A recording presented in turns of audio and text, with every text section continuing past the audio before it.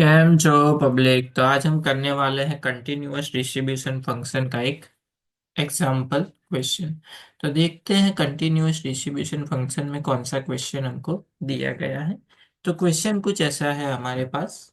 Find the constant k such that the function, एक function हमको दिया गया है f of x is equal to k x square, जब 0 < x <3, मतलब कि x की वैल्यू 0 से 3 के बीच में है, तब ये फंक्शन को हमको यूज करना है। अदरवाइज उसकी वैल्यू क्या है, 0 है। इस द प्रोबेबिलिटी डेंसिटी फंक्शन, अगर ये फंक्शन प्रोबेबिलिटी डेंसिटी फंक्शन है तो सबसे पहले हमको k की वैल्यू फाइंड करनी है। उसके बाद फर्स्ट क्वेश्चन है प्रोबेबिलिटी फॉर 1 < x <2 फाइंड करना है। उसके बाद प्रोबेबिलिटी ऑफ x <2 फाइंड करना है। एंड उसके बाद third probability of x < or = 2 find करना है। ये तीन चीजें फाइंड करनी है, लेकिन उससे पहले हमको सबसे पहले क्या फाइंड करना है, के फाइंड करना है। चलिए देखते हैं इस वाले क्वेश्चन को कैसे सॉल्व करेंगे। सबसे पहले तो यहाँ पे हमको क्या दिया हुआ है कि प्रोबेबिलिटी डेंसिटी फंक्शन दिया हुआ है। तो सबसे पहले तो प्रोबेबिलिटी डेंसिटी फंक्शन होता क्या है। तो ऐसा फंक्शन जिसका अगर हम इंटीग्रेशन करें -∞ to ∞ लिमिट लेके, तो उसका आंसर हमको क्या मिलता है, 1 मिलता है। तो हम बोल सकते हैं कि गिवन फंक्शन क्या है, प्रोबेबिलिटी डेंसिटी फंक्शन है। तो प्रोबेबिलिटी डेंसिटी फंक्शन हमको दिया हुआ है। लेकिन यहाँ पे हमारे पास फंक्शन कब अप्लाई होगा, जब लिमिट क्या होगी, 0 से 3 के बीच में होगी तब। तो हम क्या करेंगे, ये जो लिमिट है -∞ to ∞, इसको तीन पार्ट में डिवाइड करते हैं। सबसे पहले -∞ to 0 f(x) dx plus integration 0 to 3 f(x) dx plus integration 3 to ∞ f(x) dx is equal to 1। तो ये दोनों तो क्या हो जाएगा, 0, क्योंकि लिमिट चेंज है। 0 से 3 के लिए ही सिर्फ ये फंक्शन अप्लाई होगा। इसका मतलब यहाँ पे फंक्शन आएगा इंटीग्रेशन 0 to 3 के x² dx is equal to 1। के कांस्टेंट है तो बाहर आ जाएगा। एक्स का इंटीग्रेशन क्या होता है, एक पावर बढ़ जाएगी यानी कि पावर 3 डिवाइडेड बाय 3। लिमिट आएगी 0 से लेके 3 तक is equal to 1। Limit apply करेंगे, upper limit minus lower limit, तो के वैसे का वैसा। सबसे पहले अपर लिमिट यानी कि 3 रखेंगे, 3 का क्यूब क्या होता है, 27 डिवाइड बाय 3। 0 रखने की जरूरत नहीं है, इज इक्वल टू 1। ये कैंसिल आउट हो जाएगा, 9 3 = 27। तो के की वैल्यू हमको क्या मिल गई, 1/9। तो के यहाँ पे हमको मिल गया 1/9।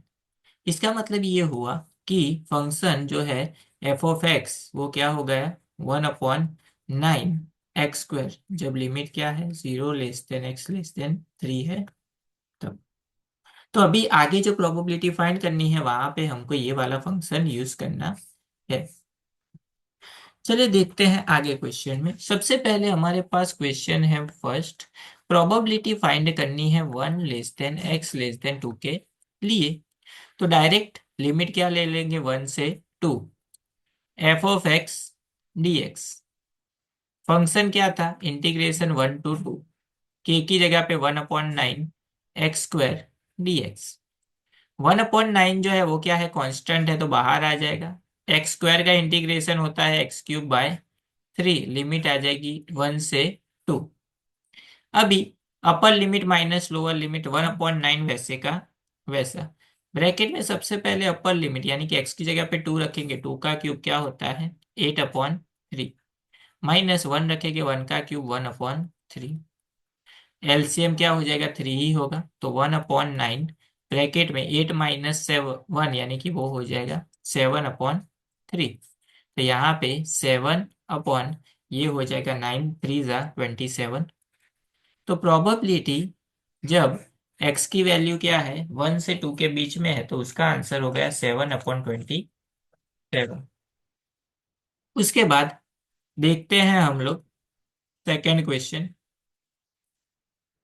सेकेंड क्वेश्चन क्या है, प्रोबेबिलिटी ऑफ x < 2।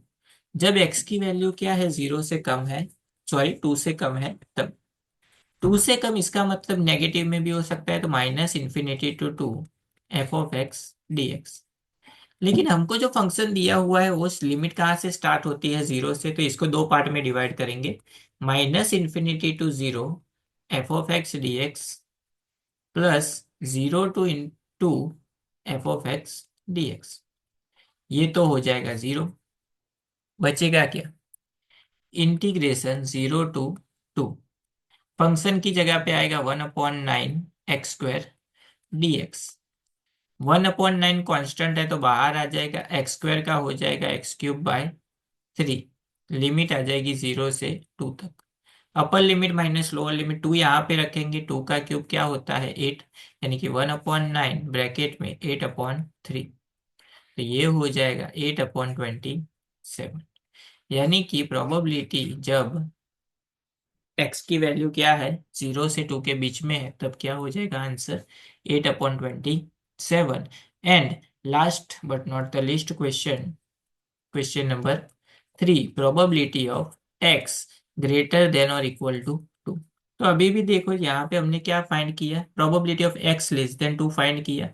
अगर ग्रेटर देन और इक्वल टू 2 फाइंड करना है तो उसको क्या करना पड़ेगा, 1 में से माइनस कर दो तो डायरेक्ट आंसर मिल जाएगा। Probability of x less than 2, यानी कि 1 माइनस ये क्या मिला था 8/27, यानी कि 27 माइनस 8/27। 27 में से 8 चला जाएगा तो 19/27 हो गया हमारा final answer, probability of x greater than और इक्वल टू 2 के लिए। समझ गए इसको कैसे सॉल्व करना है?